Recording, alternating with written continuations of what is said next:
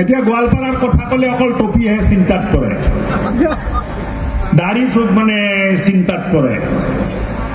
আৰু পাজামা ইহঁতে যিবিলাক পিন্ধে 1 ফুট 6 ইঞ্চি ওখ কৰি পিন্ধে, কিয় পিন্ধে বা মই নাজানো।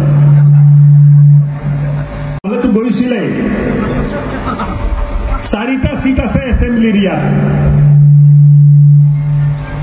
যোৱাবাৰতো আমি এটাও সিট জিকা নাই ইয়াত। এইবাৰ ডিলিমিটেশ্যনৰ পিছত অন্তত 2টা সিট জিকিব পৰা আমাৰ হৈ গল, আৰু এই 2টাতো আমি কোনো জীৱনতে নিজিকো। কি নাম? জলেশ্বৰ। এতিয়া জলেশ্বৰত আমাক ভোট দিয়া মানুহ বহুত নাই, 8-10 হাজাৰ মানুহ আছে।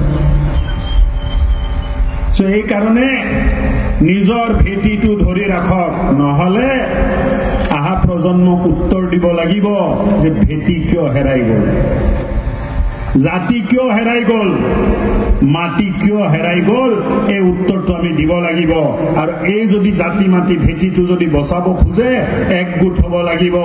ৰাভা, বড়ো, বাকী যিখিনি জনগোষ্ঠী মানুহ আছে সবে একগোট হৈ আমি এইটো ধৰি ৰাখিব লাগিব, আৰু উন্নত ৰাভা চাং আমি বনাব লাগিব। এটা সময়ত গোৱালপাৰাৰ যিটো মান মৰ্যাদা আছিল, এই মান মৰ্যাদাটো আকৌ আমি ঘূৰাই অনাৰ কাৰণে দিনে ৰাতি কষ্ট কৰি কাম কৰিব লাগিব, এই কথাটো কবলৈ।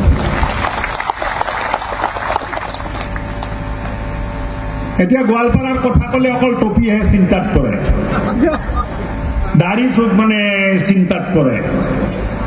আৰু পাজামা ইহঁতে যিবিলাক পিন্ধে 1 ফুট 6 ইঞ্চি ওখ কৰি পিন্ধে, কিয় পিন্ধে বা মই নাজানো। যিয়ে নহওক নিজৰ মানুহক সুৰক্ষিত কৰা দায়িত্ব আপোনালোকে আমাক দিছে। দিল্লী, দিছপুৰ, দুধনৈ সব জাগাত এই কাম আমি কৰিম, কোনো কুণ্ঠাবোধ নকৰাকে কৰিম, আপোনালোকৰ স্বাৰ্থত কৰিম, আপোনালোকৰ লগত থাকি কৰিম, আৰু কোনোদিন আপোচ নকৰি যিটো দায়িত্ব আপোনালোকে দিছে এই দায়িত্ববোৰ আমি সম্পূৰ্ণ কৰিম। ঘটনা, দুৰ্ঘটনা বহুত ঘটে, কিন্তু এটা কথা জানি থব, আমাক বিভাজিত কৰাৰ কাৰণে এটা ষড়যন্ত্ৰ সদায় চলি থাকে, যে কেনেকে ভাষাৰ নামত আমাক বিভক্ত কৰিব পাৰে, কেনেকে ৰাভা আৰু বড়ো মানুহৰ মাজত কাজিয়া লগাই দিব পাৰে, কেনেকে ৰাভা আৰু গাৰো মানুহৰ মাজত কাজিয়া লগাই দিব পাৰে, কেনেকে এই কাজিয়াটো নিৰ্মাণ কৰি এক অশান্ত পৰিৱেশ আমি ইয়াত নিৰ্মাণ কৰি ৰাজনৈতিক মুনাফাটো ল'ব পাৰো, তাৰ বাবে সদায় চিন্তা কৰি থকা এটা সংগঠন ইয়াত কাম কৰি। হলেতো গৈছিলে 4টা সিট আছে এছেম্বলিৰ ইয়াত, যোৱাবাৰতো আমি এটাও সিট জিকা নাই ইয়াত।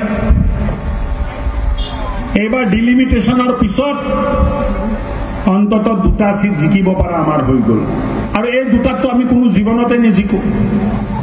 কি নাম? জলেশ্বৰ। এতিয়া জলেশ্বৰত আমাক ভোট দিয়া মানুহ বহুত নাই, 8-10 হাজাৰ মানুহ আছে।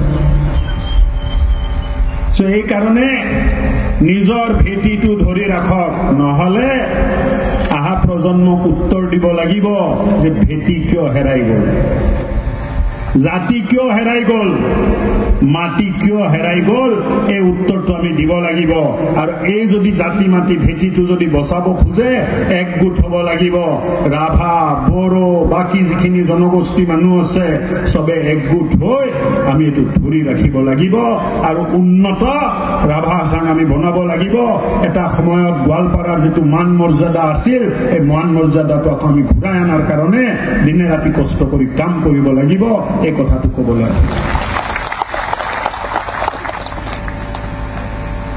এতিয়া গোৱালপাৰাৰ কথা কলে অকল টপিহে চিন্তাত পৰে, দাড়ি চুক মানে চিন্তাত পৰে।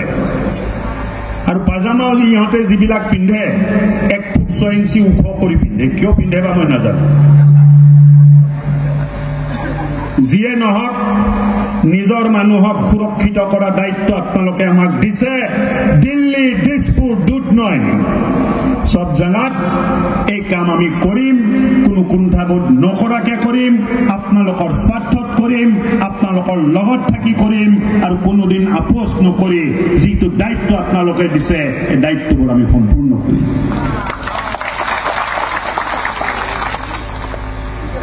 ঘটনা দুর্ঘটনা বহুত ঘটে,